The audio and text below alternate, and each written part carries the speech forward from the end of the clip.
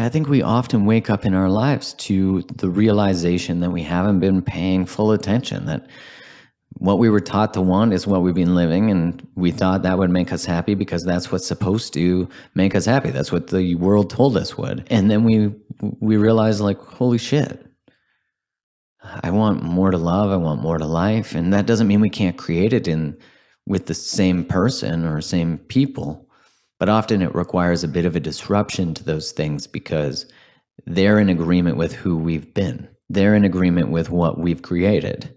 And when we start to shift and maybe broaden what we want to create, which when you think about it, like, I've considered this a lot, and I want you to hear me. I want you to hear what feels to me like a really obvious truth, but not one that I really understood so explicitly, which is, who would not want you in your fullest self-expression? Like, who in relationship with you, your parent, your child, your partner, your brother, your sister, your cousin, your friend, who would not want you to be living as much as possible in alignment with your values and your soul and what you want? Like, I want to be in relationship with someone who's living that way because that reminds me to, which can be very fucking confronting because that happens to me now. I see someone more expanded, more with less care for what people think and more care for telling what is true for them and doing it with, conscientiousness. I think about that a lot though, relationally. Like, who wouldn't want to be in relationship and want to support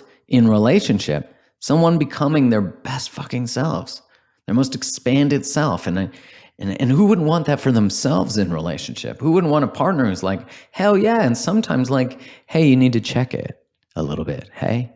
But not in a way that's limiting, but directional, intentional, where Kylie can see ways I'm out of alignment or not see things I can't see because, that saying, you can't see the forest when you're in the trees. And she has the opportunity to observe my patterns and behaviors in ways I don't see because I'm in them.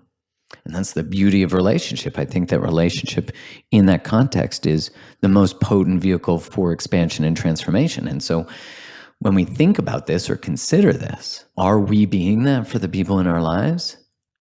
Like, I want to create a relationship with you that's about you coming most alive and me coming most alive. Shouldn't all our romantic relationships be birthplaces of that? But I think often the fear is that if you come alive, you might come alive and move away from me.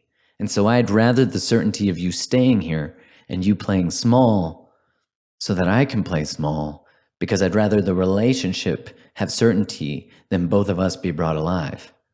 Not realizing that the relationship is further brought alive by the same experience. So that's kind of magical to think about, isn't it? Like, can we commit to that? Can we create a world like that, which would celebrate diverse thought, right? Would celebrate curiosity and openness and the desire to pursue magic and dreams and the unknown, coming back to that. To say like, hey, I'm a tether to the 3D.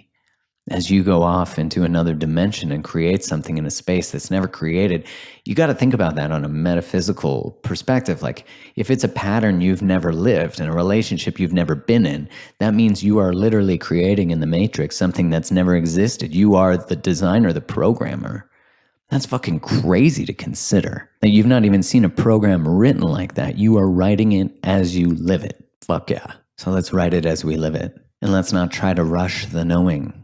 Right? That's like wanting to program the whole relationship so you just know how it all goes so that you can be predictive of it and make sure there's always commitment and make sure no one ever lies and make sure there's no friction and our fights don't get too big and you never leave me and I never leave you and we're perfect. No one identifies with perfect, and I'm not saying that we should embrace moving into disarray and chaos.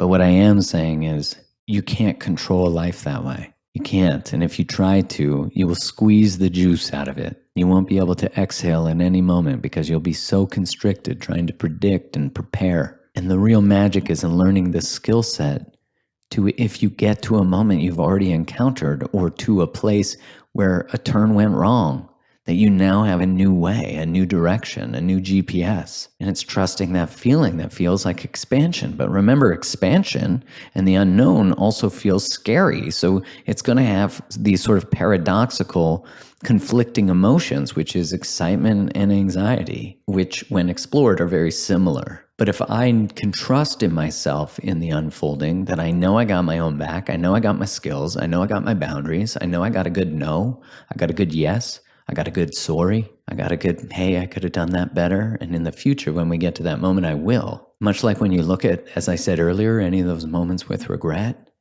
that you go back and you say, what would I have chosen done differently to create that type of life that I crave today? It just might be with someone different. And that's okay, because when you get and let the someone different appear, you won't care.